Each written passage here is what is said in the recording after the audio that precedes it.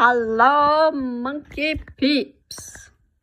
Welcome to the audio version of my Reincarnation alternate universe. But you read the title, you clicked on the video, so the introduction seems unnecessary, unless of course you're new, in which case a special welcome to you. That being said, it would be rude of me not to give a proper introduction, so let's start with it. What you are hearing is an audio version of the fanfic of my Lego Monkey Kid AU, also known as Alternate Universe, which is currently published on AO3 under the user Crawford's Foot, which is me, and of which you are seeing on the screen right now. This AU follows our protagonist, Wukong. I hope I'm pronouncing that right. Who, unbeknownst to him, is the reincarnation of the Monkey King. Also, a little bit of side note before we continue. A little disclaimer, if you will. This is an experimental fic of mine, which means that I'm going to be experimenting in it a lot of ways to write a lot of different things, some of which aren't pretty. So at the start of every chapter and every video, I will be including a list of possible trigger warnings / content warnings, meaning it is up to you to decide if you'd like to continue with the chapter. So don't come crying to me if you get triggered. I put it all there. Sorry to be mean. Sometimes that's just needed.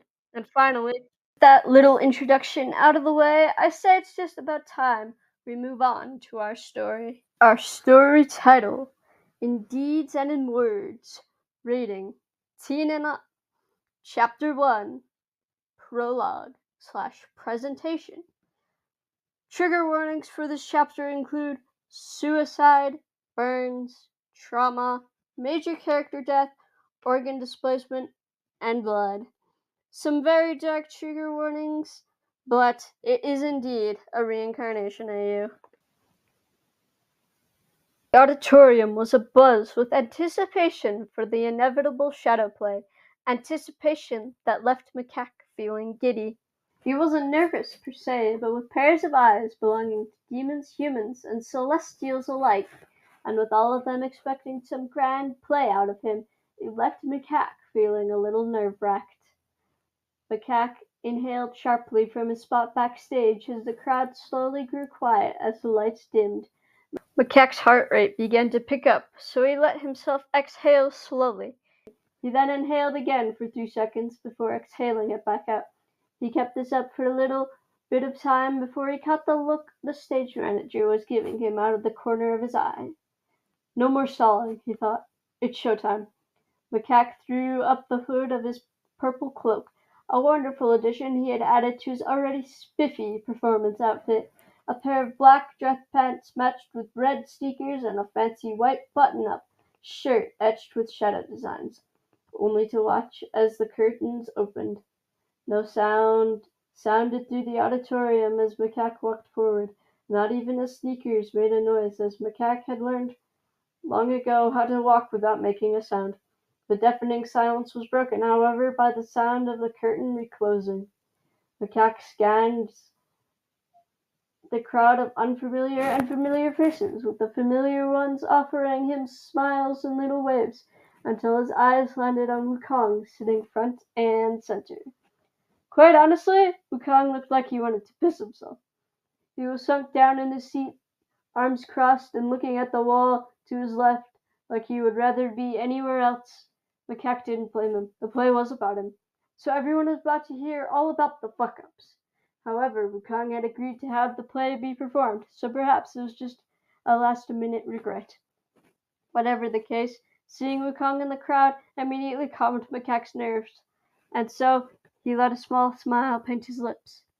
Macaque exhaled slowly, shakily, before opening his mouth to speak. Welcome, fuckers, Sandy and Bahi. That got some laughs. It also got everyone's eyes on Macaque, including Wukong's gorgeous ones, that caught the stage lights and reflected them in a way that made Macaque forget how to breathe for a second. Macaque blinked and remembered how to breathe before continuing. To a shadow play the likes of which have never been seen. Macaque raised his arm and commanded the shadows to follow his will. The shadows retreated and climbed the walls, only to snuff out the stage lights. Macaque heard the crowd members begin to shuffle and mumble amongst themselves in the dark, but he only smiled as he summoned a ball of purple flames in his hands. He held it up so it cast a purple glow on the curtains before tossing it up and commanding the shadows to drip down from the ceiling to hold it there, thus creating a mini purple sun to hang over the stage. Afterwards, Macaque made his shadows produce a figure on the curtains. The figure was genderless, but it stood on a pedestal. In its hands it held a sword, and on its head was a helmet. It didn't take much to guess it was a hero. Macaque cleared his throat softly and began to speak again. In many ways, heroes are like the sun, shining specters to marvel at, sources of warmth and hope, but also single deities, doomed only by their own flaws. The shadows followed Macaque's narration. The shadow hero was shown to grow brighter, and then a shadow audience appeared to stare in awe at the hero, only for the shadow pedestal to shatter and break underneath the hero. The hero fell as the audience turned into large walls on either side of the hero. The hero continued to fall as Macaque went on. The hero is doomed only by their own hamartia and the sun. The hero hit the ground of shadows only to explode into a shadow sun that directly contrasted the ball of purple flames by its inevitable consumption of all of its gas, both forced in the end to a life of tragedy. Macaque held up his hand, only to quickly close it in a fist, causing the purple fire to explode in a blinding light. At the same time, Macaque drew back the shadows from the stage lights, letting them cast their light back down on him. Once bright suns that implode, destroying all they hold dear by proximity alone. Time and time again, this has proven to be both true by heroes of old and science. Macaque trailed off, taking the shocked looks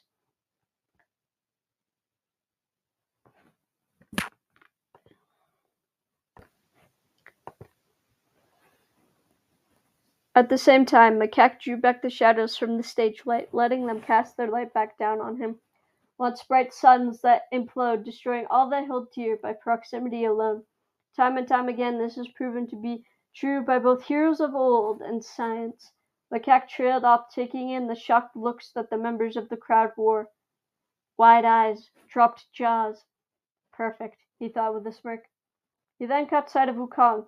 He had sat up so he could pull his knees up to his chest and was staring at Macaque from over the tops of them with wide eyes. Was that fear? Macaque was just about ready to drop the whole thing to make sure Wukong was okay, but a voice quickly yelled out, "Hey, jackass! Stop with the theatrics and get to the dick jokes!" The auditorium immediately erupted into roars of laughter. Macaque glanced to Wukong's side and saw, "Yep, Ma," standing there with her hands cupped around her mouth. Macaque rolled his eyes and shot Ma a look, which she responded to with a cheeky grin and a shrug. While Macaque waited for the laughter to die back down, he looked to Wukong, who he had found staring at him.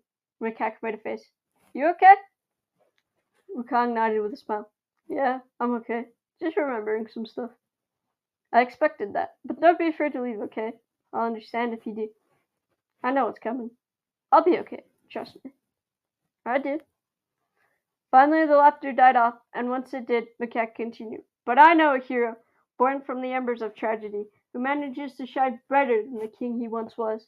While he spoke, Macaque commanded the shadows to grab the fake floorboards that had been laid on the stage hours before the performance, and a few other props that were hidden backstage.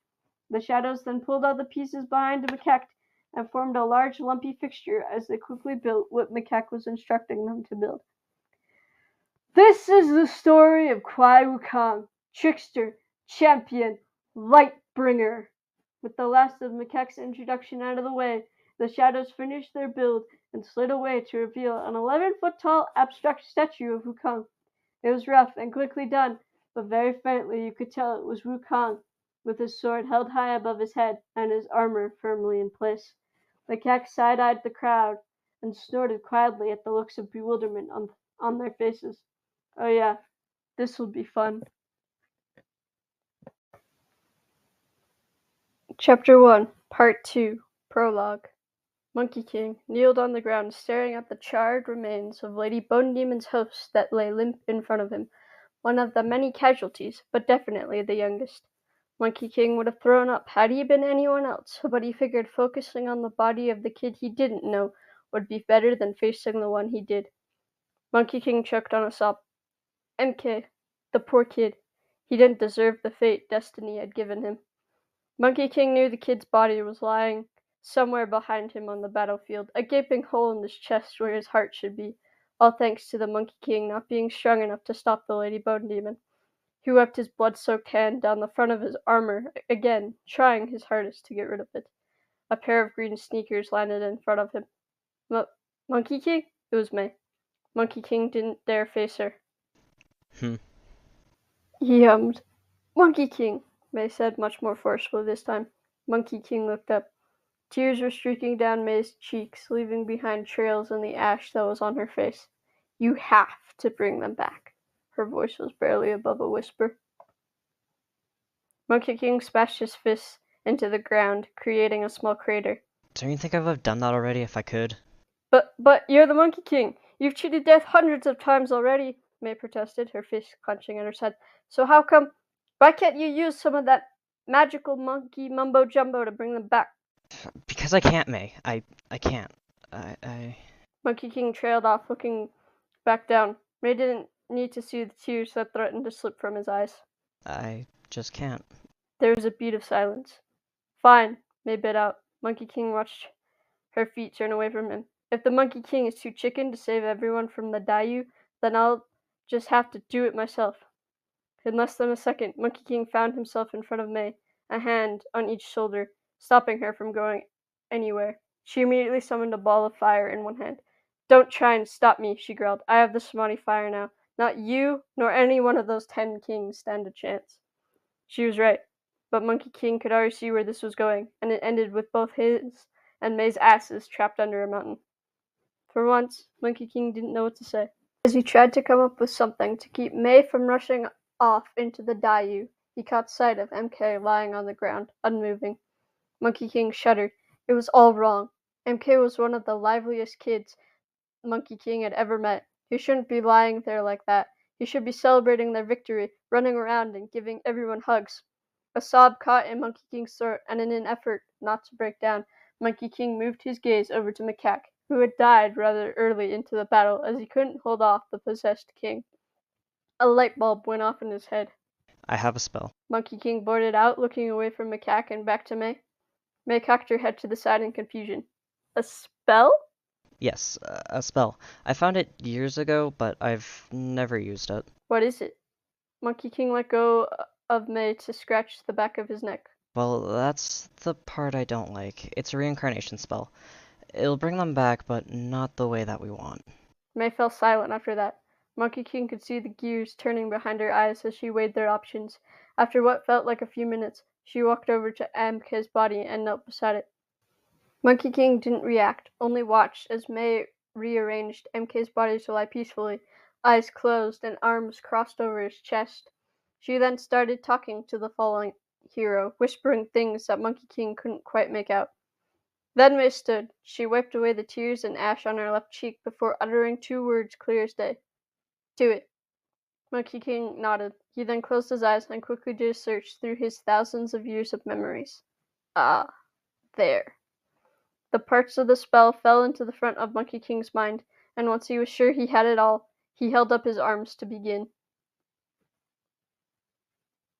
I've been thinking, I want you to be happier, I want you to be happier.